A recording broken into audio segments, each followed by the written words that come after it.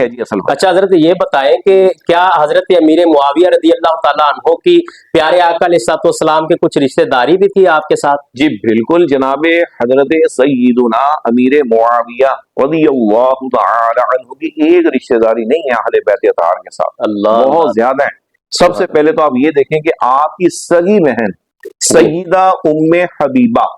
رضی اللہ تعالی عنہ یہ حضور کی زوجہ ہے سبحان اور اللہ، ہم مومنوں کی ماں ہیں، بے شک جن کے بارے میں قرآن پاک نے فرمایا کہ اے نبی کی بیویوں تم اور عورتوں کی طرح نہیں ہو۔ واہ واہ واہ سبحان تو اللہ، اس سے بڑی مجھے بتائیں کہ نسبت کیا ہوگی کہ حضور جن کی بہن کو اپنے نکاح میں لے آئیں، سبحان اللہ، اور پھر دوسرے بڑی نمبر بات پہ جناب امیر معاویہ کی سگی بانجی یعنی آپ کی دوسری بہن کی بیٹی جی، وہ امام حسین پاک کی بیوی ہے، واہ کیا بات ہے، واہ اور جی واہ، شہزادہ علی اکبر کی سبحان امی ہے، سبحان اللہ سبحان اللہ، شہزادہ علی اکبر کی امی ہے، اللہ والدہ اکبر، ہیں محترمہ، اللہ اکبر، کیا یعنی بات کہ جناب امیر معاویہ کی سگی بانجی سے امام عالی مقام اگر نکاح فرما رہے ہیں ہوں، اور یہ آج ان کے خلاف بکبک کریں ہاں جی، تو پھر اس کا کیا مطلب ہوا کہ امام حسین پاک امام حسن پاک کی تو کوئی اہمیت نہ ہوئی؟ بھئی وہ تو رشتے لیں، جی جی بالکل، اور پھر شہزادہ علی اکبر جیسی ہستی جو ہے وہ ان کی سگی مانجی ہے، اللہ اکبر، یعنی وہ تو اب آپ خود سوچیں، اور اس سے ہٹ کر بھی بہت سارے ان کے آپس میں جو ہے وہ تعلقات آ رہی ہیں، تو سبحان اللہ، یہ اس میں کوئی شک نہیں ہے کہ جناب امیر معاویہ رضی اللہ تعالی عنہ جو ہے وہ سرکار علیہ الصلوۃ والسلام کے قرابت دار ہیں۔ اچھا حضرت یہ دیکھا گیا کہ ہمارے اپنے سنیوں کے سٹیجوں پر بھی ذکر امام حسین تو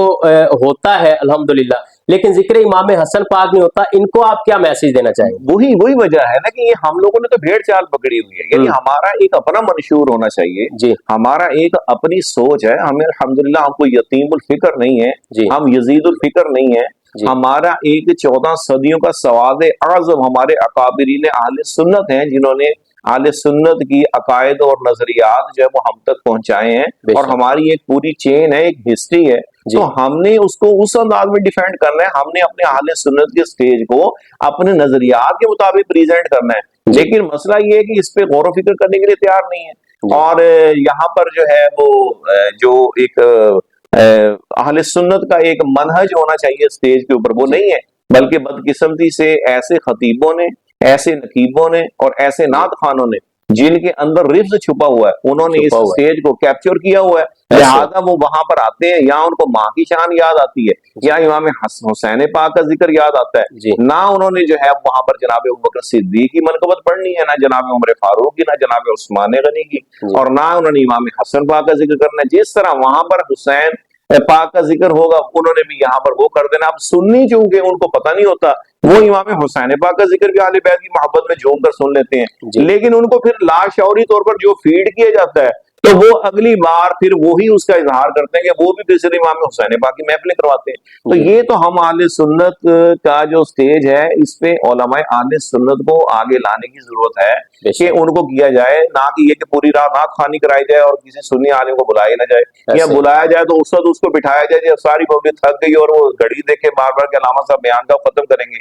جی تو یہ جو رویہ ہے یہ تو پبلک کی ہے، پبلک کے لیے ہے، جی جی یہ تو آفرین ہے، اور میں مبارکباد پیش کرتا ہوں ہمارے امیر اہل سنت ابو البلاد محمد سبحان اللہ، الیاس عطار قادری دعوت برکاتہم العالیہ کو کہ آپ نے مدنی چینل کے ذریعے بے اہل شک، سنت کا جو صحیح سٹیج تھا اس کو آپ نے پیش کی ہے، سبحان اللہ، بے آپ شک نے بے شک، بزرگان دین سے لے کر صحابہ کرام اور اللہ صحابہ کرام سے لے کر اہل بیت اطہار ان جی کے ایام کو باقاعدہ مدنی چینل پر جو ہے اس کو ہائی لائٹ کی ہے کہ جی بھئی آج کے دن ہماری فلاں ہستی کا دن ہے، بے تو شک لوگوں کو جو ہے اس سے شعور ہوا ہے الحمدللہ، بے شک اور الحمدللہ دیگر پھر ڈاکٹر آصف اشرف جلالی صاحب ہیں اور ہمارے علماء اہل سنت ہیں کہ جنہوں الحمدللہ نے اس حوالے سے توجہ کی اور رفس جو سنیت کے بھیس میں ہمارے اندر چھپا ہوا ہے اس جی کو ہائی لائٹ کیا ہے، جی اور اللہ کرے کہ ماشاءاللہ آپ جیسے لوگ جو ہے وہ اسی